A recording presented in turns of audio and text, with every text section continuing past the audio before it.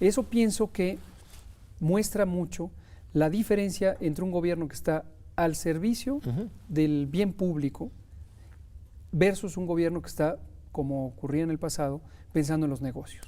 Así es, no, y tú también conociste desde dentro ese gobierno anterior, estuviste en una posición importante, no tan importante como la de ahora, en el contexto del H1N1, en el gobierno de Felipe Calderón. ¿Cómo respondió el gobierno de Calderón a esa pandemia y cómo se compara eso con lo de hoy? Sí, hay diferencias notorias que van a dejar seguramente lecciones aprendidas, las de entonces y las de ahora.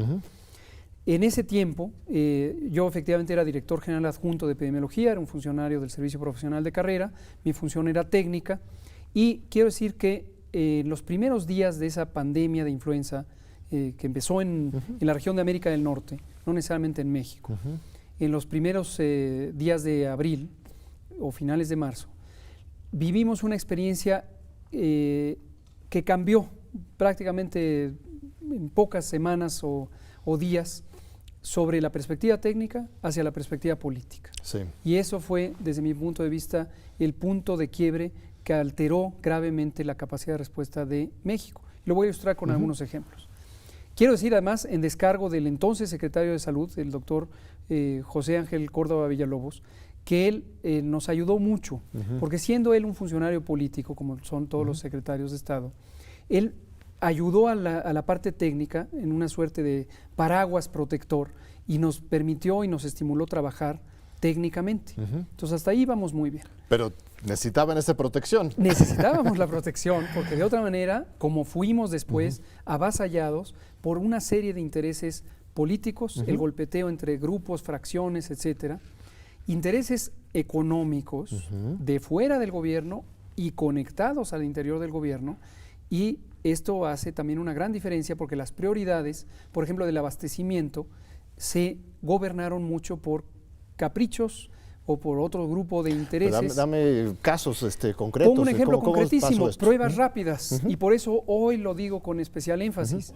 Las pruebas rápidas son este tipo de dispositivos manuales, tiras reactivas es un sinónimo, que en algunas enfermedades infecciosas se usan para diagnóstico inmediato, en 10 minutos, en la cama del paciente o en el consultorio. O más similar igual para el televidente común, las pruebas de embarazo. Es como las pruebas de embarazo, ¿no? Exacto. Físicamente es como la prueba de embarazo, de hecho en la tecnología biológica es muy parecido. Detectan anticuerpos contra una sustancia, en este caso el virus, en la prueba del embarazo contra una hormona. Estas pruebas rápidas, entonces, hace 10 años, durante un tiempo largo, no había una tecnología suficientemente útil para un virus emergente. Eso es exactamente lo que está pasando ahora. El nuevo coronavirus, SARS-CoV-2, todavía no se conoce científicamente con suficiente detalle, y la respuesta inmune de los seres humanos como para desarrollar una tecnología útil para el diagnóstico. Y eso pasó en la pandemia de influenza 2009.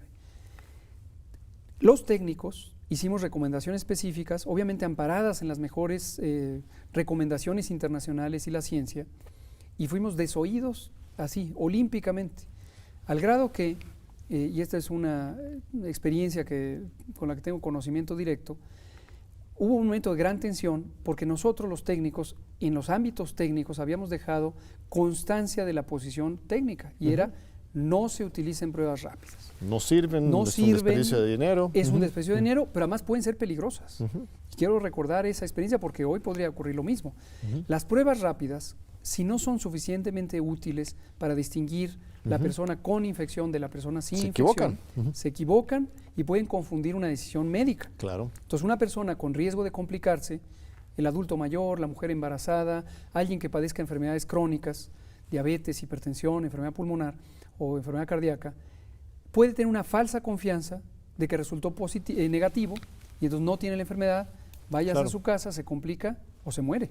O al revés también. O al revés también, ¿no? Pero entonces con Calderón, ¿fabricaron estas pruebas o qué pasó? No, pero aquí viene la situación. Los técnicos durante varias semanas en los distintos ámbitos, en el Comité Nacional para la Vigilancia Epidemiológica, ahí están las minutas, quien quiere ir a buscarlas la puede encontrar. Dijimos: no se usen las pruebas rápidas por esta argumentación técnica.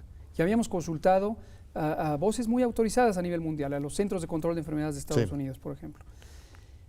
Y de repente, oh sorpresa, teníamos una fuerte presión de los rangos políticos de ese gobierno de que ¿por qué no usamos pruebas rápidas? ¿Por qué no usamos pruebas rápidas? Si otros países la utilizan. Y entonces, lo que resultó es que ya habían comprado las pruebas rápidas. Ah, mira. Miles, decenas, centenas de miles de pruebas rápidas. No me consta quién, no me consta... ¿Habían caído en aquí. alguna En una trampa oficina- o algún negocio? Pues ajá. Así es. Y lo mismo ocurrió con galones o toneladas de alcohol gel, lo mismo con cubrebocas, mascarillas y demás, lo mismo con ventiladores mecánicos y demás. Tecnología de comunicación e información, plataformas informáticas. En ese tiempo no eran tan populares las aplicaciones móviles, Sí. pero esas son áreas clásicas de especulación, de desfalco, de aprovechar una oportunidad En de lugar salud. de adquirir material necesario para atender el problema de acuerdo con una visión científica y técnica, Claro. simplemente cayeron en la paranoia pensando bien o en las redes de vendimia Eso mismo, eso en mismo. ese contexto y hicieron negocio a costa de del Totalmente. pueblo.